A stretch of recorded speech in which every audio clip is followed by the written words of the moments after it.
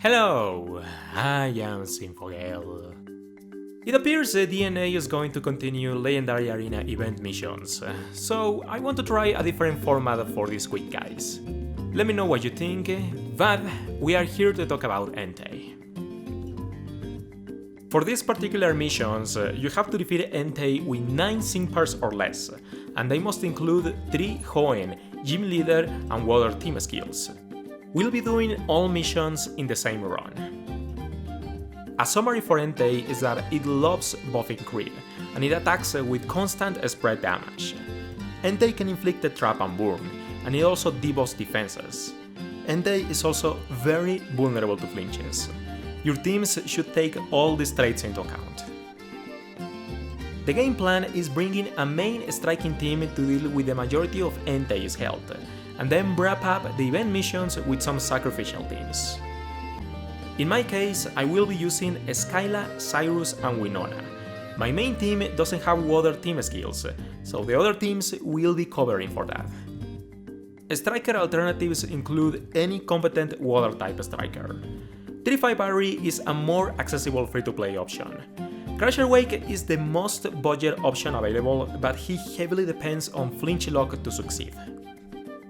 Lastly, another option to consider is bringing a sacrificial stall team. Lucy and Janine can status and debuff Entei, but critical hits ignore debuffs, so doing this is not as helpful as you might imagine. Alright, the way I chose to approach this is bringing a really strong core to pretty much 3v1 Entei and leave it around 1% HP, at which point any scrub can come and finish off Entei. But the reason I am doing this instead of bringing a debuffing team, which is how you normally handle Legendary Arena, is because debuffing Entei is kinda pointless. When Entei reaches 50% global health, it's going to buff crit up to +3 STS, so any attack it performs is going to be a guaranteed critical hit. And crits are rather disruptive because they bypass defensive buffs, they bypass debuffs, and they also bypass reflect and light screen. So having Vigilance as a lucky skill is very important to tank Entei on the long term. Vigilance is a lucky skill from Creamy Cookies, by the way, the blue ones. On to team specifics, I am bringing Skyla, Cyrus and Winona. Skyla because she's an excellent all-around support. She has speed plus defense buffs, so she aids with gauge and also helps you tank better. Entei has a physical fire sink, so if you have to choose between buffing defense or special defense, I think defense is preferable. Skyla also has potions, so she has health recovery, and if you haven't invested on her already, you should. She is really good. Now, in this example, I am not running a grid on Skyla, but my Skyla is very heavily invested. She has a 5-star potential as well as Vigilance as a lucky skill. This lucky skill is very important. If you have Vigilance, you will find that you will die very quickly to Entei, unless you get very lucky with potion refreshes, but you just have to test the waters and see if your Skyla can handle it. Or bring a better tank like Dawn or Zinfogel. So for Cyrus, he is murdering Entei. Cyrus is one of the best strikers in the game, and he happens to have a super effective Hydro Pump to maul Entei with. Cyrus is running a grid focused around buffing crit with a critical focus too, so you have to fish for crits with a special rend beforehand, and he also has some Hydro Pump enhancements.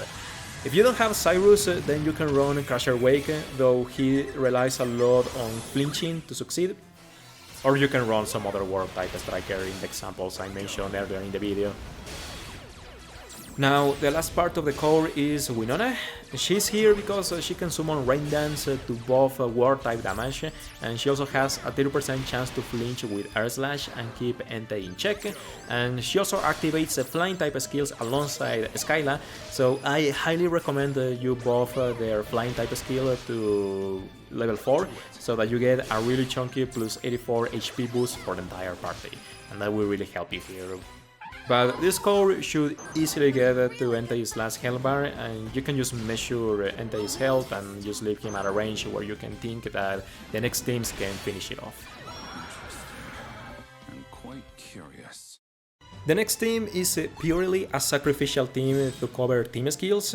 We have Norman and Broly, who are Hoenn gym leaders, alongside Winona from earlier. They cover the Hoenn and Gym Leader missions, so we got a couple of those down here. And I also brought a level 1 Eggman use, so if that is quicker. Honestly, having Broly and Norman here invested is actually a bother because it means that they survive the damage. Though if this team can at least tank Entei's Fire Impact, that would help at the next team. As for the final team, it's filling the missing water team skills. I specifically brought Marlon because his turn move grants Endure, so you can make sure that he's going to tank at least a couple instances of damage, even if they are critical hits. Then there is Crusher Wake, who is your standard war type striker, and he's self-sufficient, he is going to finish Entei off easily. And Acerola is just insurance. She is here as support because she has a really spammy 1-bar move, and if you go for Aggravation 1 on her grid, she has a 60% chance to flinch with Astonish. So she's really good for keeping Entei in check and ensure your victory. And she's even good enough to be on your main team if you want. She will carry her weight, just preventing damage and keeping Entei in check in general. But with that, I have successfully completed all of Entei's event missions. So that's it. If you have any questions, please leave them in the comments down below. If somebody doesn't answer it, I will make sure to get to it. But good luck against Entei. Thank you for watching, and I hope to see you another time.